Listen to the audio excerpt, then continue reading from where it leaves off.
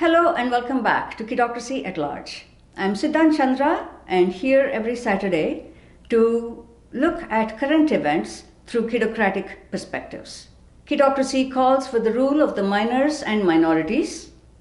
Kidocratic education is taught by minors and minorities, aimed at adults and the majority.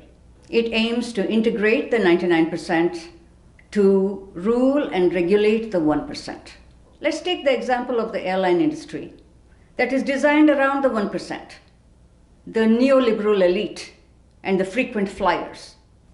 They run the show in which the 99% are either bit players or the gagged chorus or millions massacred off stage. But now many of those at the threat of global capitalism are not disappearing into the night quietly. The farmers of India have taken their tractors to New Delhi and have laid siege to the city, where Prime Minister Modi has come up with a master plan to move bodies away from farming into the factories the way China did decades ago. And in an exciting turn of events, environmentalist youth have emerged as a powerful ally to the farmers in India. Disha Ravi, Shantanu Mulak, Nikita Jacob, Extinction Rebellion, all with enormous implications for effective global climate action. To focus on Shantanu Mulak, he is one of the 3 people implicated in the toolkit case connected to Greta Thunberg. What I have learned about him is that he studied in Dr. Ambedkar University in India, Old Dominion University in Virginia, US, and that he quit a job in aerospace engineering 6 months ago to focus on the parched lands of his home state, Maharashtra. From the sky to the land. There's an echo here of Greta's no-fly practice. She famously took a boat to cross the Atlantic to visit the US. Her mother had to scale back her successful arts career because it depended on frequent flying. And she created the phenomena of flying shame in Europe when people began to take the train rather than the plane. What is common to both Greta and Shantanu is the rejection of flying in order to engage with the suffering planet. Their actions fit well with the 4th value of kidocratic education: minoritarianism and base materialism. Minoritarianism involves an affiliation with weaker entities than oneself. Greta was living the life of the 1%, involving frequent flying and visits to Disneyland. But seeing suffering animals in a film that she saw at school, she began to question the value of flying. And Shantanu, after achieving the goal of his studies, a job in aerospace engineering, quit his job to focus on the parched lands of his home state.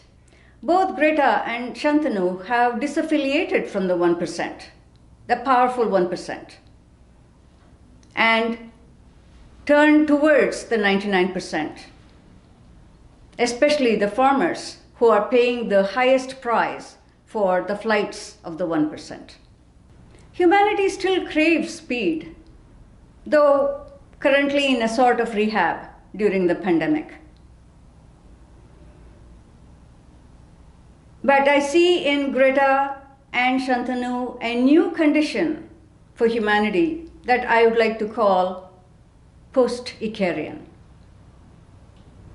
In Greek mythology, Icarus was the son of Daedalus.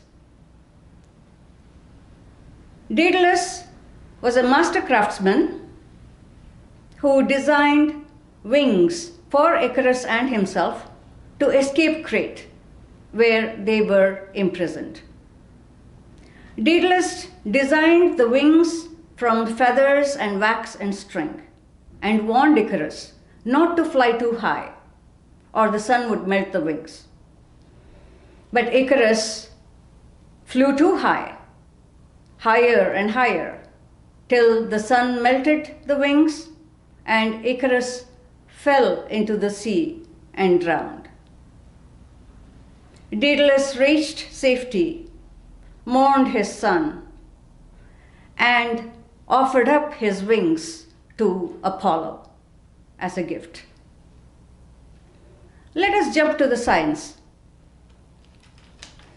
According to a new study led by Stephen Gosling at Linnaeus University in Sweden, frequent flying super emitters, who represent just 1% of the world's population, caused half of aviation's carbon emissions in 2018. Airlines produced 1 billion tons of carbon dioxide and benefited from 100 billion in subsidy by not paying for the climate damage they caused. Only 11% of the world's population took a flight in 2018, and 4% flew abroad. US air passengers have by far the biggest carbon footprint among rich countries. Its aviation emissions are bigger than the next 10 countries combined, including the UK, Japan, Germany, and Australia. Airline tickets are cheap because of the subsidies the airline industry enjoys. Indeed, as Gosling says, the rich have had far too much freedom to design the planet according to their wishes.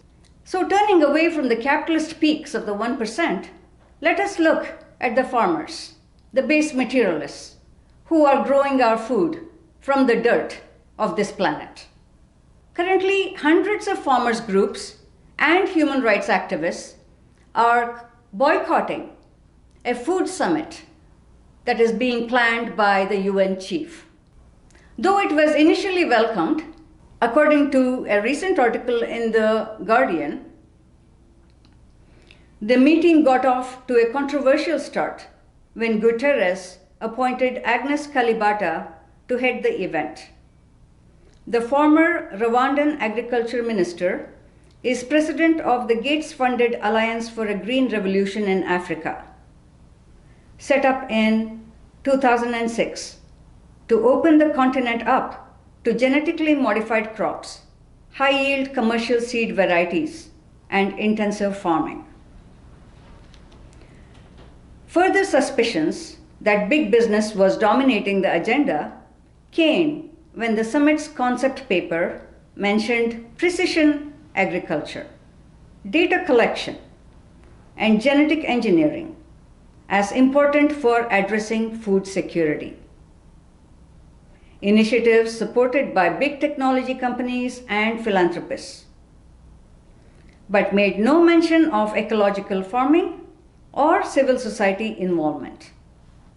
More than 500 civil society groups representing 300 million members have called to boycott this summit.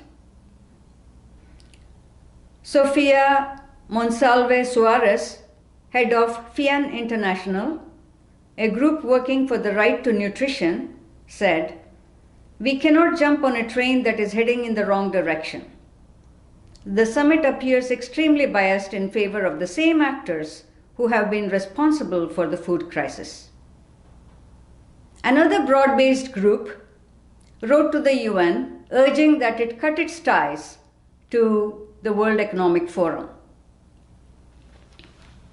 The People's Coalition on Food Security said, "The World Economic Forum will exploit the summit to streamline neoliberal globalization. It will mean that global inequality and corporate monopoly would be sidetracked rather than confronted as the root cause of hunger and extreme poverty." Timothy Wise, senior advisor at the US-based Institute for Agriculture and Trade Policy, summed it up. "A growing number of farmers, scientists, and development experts now advocate a shift from high input chemical intensive agriculture to low input ecological farming. So, friends, let us stand with our small scale farmers and indigenous people. Let us send a clear message to our governing elite who are in bed with the corporations. Let us halt the bailout of the airline industry and the fossil fuel industry. Let us become post-Icarian humans. Let us, like Daedalus, when he offered up his wings to Apollo, acknowledge that technology is a good servant but a bad master, and that we are masters to the degree that we allow ourselves the equal and opposite value of sovereignty. Sovereignty to be found in base matter, be it nature, our bodies, and our food. So taking a step towards becoming a post-Icarian humanity, why don't we strike globally in solidarity with the farmers in India who are rejecting neoliberal capitalism for all of us? April 15th is Baisakhi, the harvest celebrations in both the Hindu and Sikh calendars. A fine day to acknowledge that capitalist flying is not the only way to have peak experiences. It can be had dancing the Bhangra with the Indian farmers.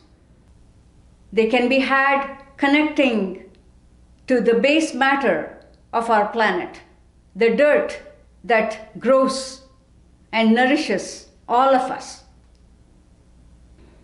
That would send a clear message. See you next week. Bye.